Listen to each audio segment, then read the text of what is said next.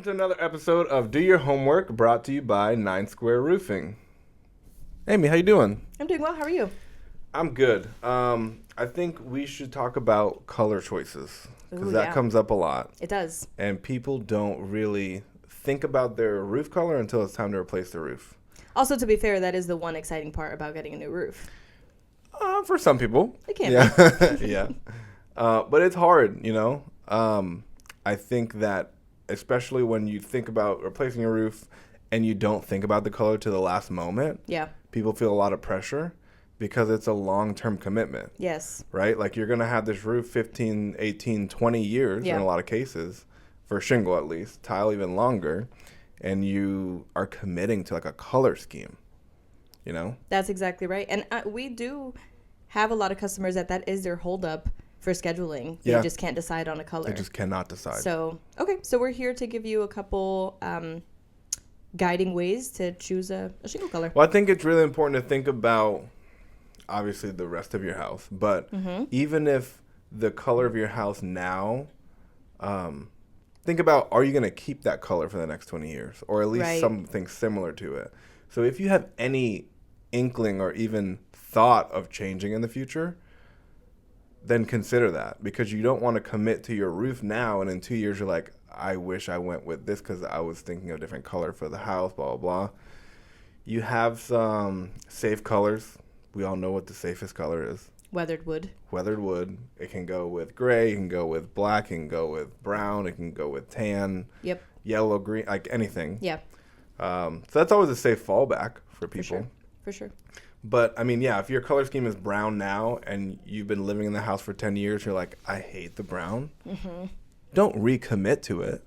My neighbor across the street, their house used to be like brown. And when we did their roof, I think it was 2 years ago at this point. Yeah. They switched it to black. So they went with black shingles. And their house is white, right? Well, no, it was like a yellowish. It was? So it went with the brown that they used to have. Oh, sure. But they knew that down the road they were going to go gray. So, like, for a while, like 8 months, they had this black roof and, like, this beige, like, kind of yellowish house. And it looks funky, but, you know, whatever it was, 8 months later, let's call it, they paint the house to the gray, and now it's the color scheme they want.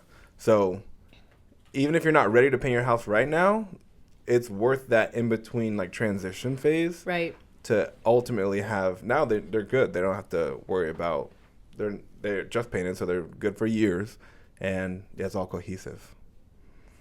Yes, I think that's a big thing, too, cohesive. Because sometimes we do come across people who aren't quite sure that they're going to be painting in the future, but they want something to match right now, but then they are thinking of painting like the shutters or something. So you kind of have to think, like you're saying, to think about the whole picture, your whole house.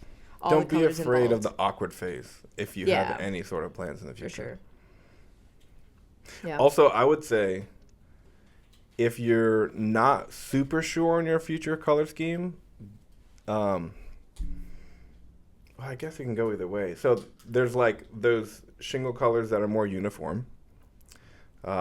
And then you have blends, like Atlas has Coastal Granite or Copper Canyon that has a few different colors. Yeah. So you can either use that to your advantage. You can use it as like, okay, well, these are my options in the future. Right. But also be aware that you're kind of committing to that section of the color wheel. If you go Copper Canyon, you're only looking at like burnt reds and like those goldish kind of tones. Yeah, with browns. You can't change it up and be like, actually, I'm going to go blue. Right. Like, okay, you probably should have went gray.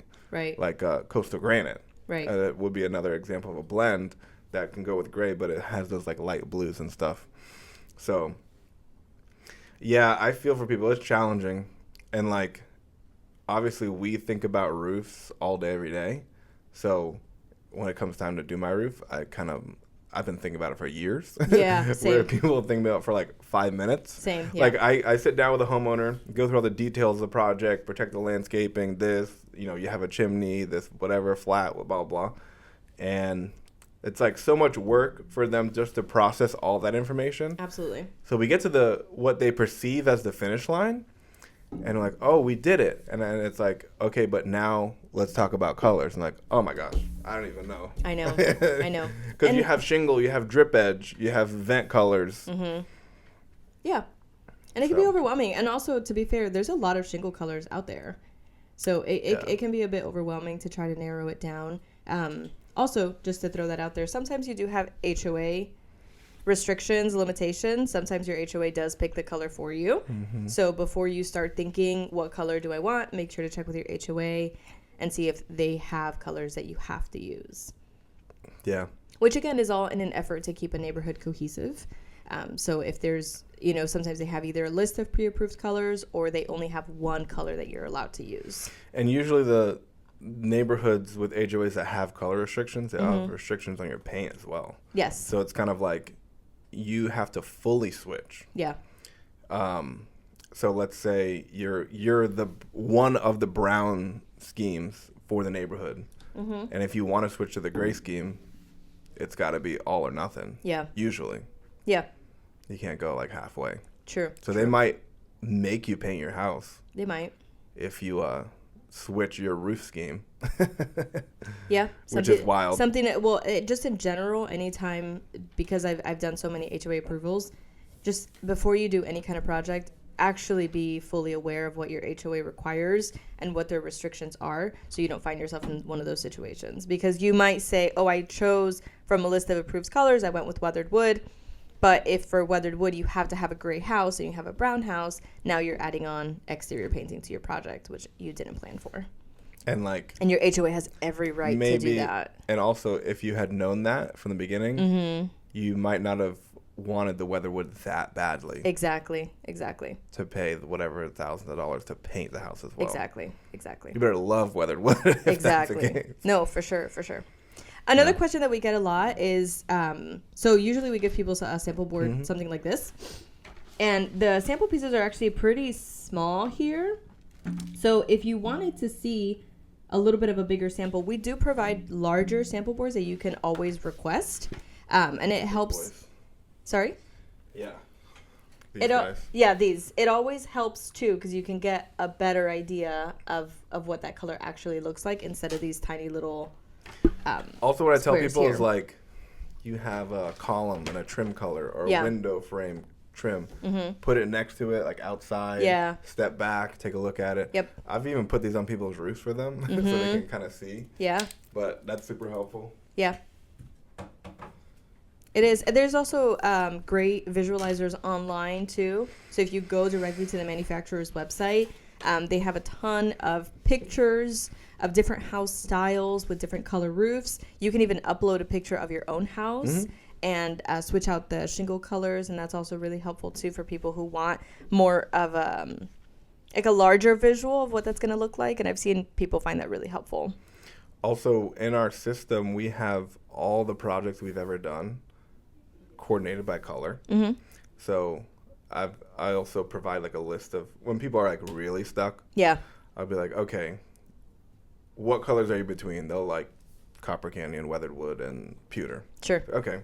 And I can put together a list for them, like as close to them as possible, of examples of those. Yeah. So you can actually see it in person on an entire roof. Ignore the house because that's not your house. Right. You might get lucky and they might have a similar paint to you, but yeah. Yeah, like when we send people addresses, you mean? Mm-hmm. Yeah, that's a great way to do that too. If just request a list of addresses of roofs that we've done with that shingle color, you just drive by and take a look at that roof. That's a great way to do that too. Yeah. But it's challenging, and I feel for people because it's something you don't think about at all. Yeah. Until, it's time. For sure. Sometimes you feel pressed. But it can be it can be a fun process. Yeah. And I think switching it up, we've talked about this before. When you switch it up, it feels nice, like a refreshing, Obviously, the new shingles, if you can go the same color, it's going to look brighter and refreshing, but switching it up feels good.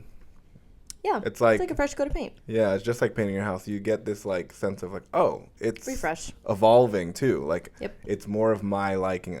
I like my house. I didn't choose the current paint color. Mm-hmm. I've grown to like it. Mm-hmm. But it's like a bright blue. I it wouldn't be my choice. Right. It's like this, almost like this blue. My house. Yeah. So, yeah, we're gonna paint. And like when I think about, I've already mapped out my shingle colors and stuff, but it's gonna feel really good when I do the roof and paint, and it's like our color scheme that we've chosen. Yeah. And it feels like, okay, this is my house. It's always my house, but I chose the details. Yeah. But you can feel that. For sure. You can feel it. Yeah, you can feel like, no, I chose this. Yeah. All these little details, and you come home and you pull in the driveway and you're like, yeah, that's it. Yeah, it's a good feeling. So, yeah, I feel for people, but, you know, we're always here to help. Absolutely. Like we talked about, there's a lot of options. A lot of resources. Bigger samples, list of addresses, the mock-up tool online. For sure. It is tough, but we've done it so many times, and we have little tips and tricks to help you get to where you want to go. Absolutely. So. Wonderful. All right. Well, thank you guys for joining. Hope you found it helpful, and we'll have some more topics soon. See you next time.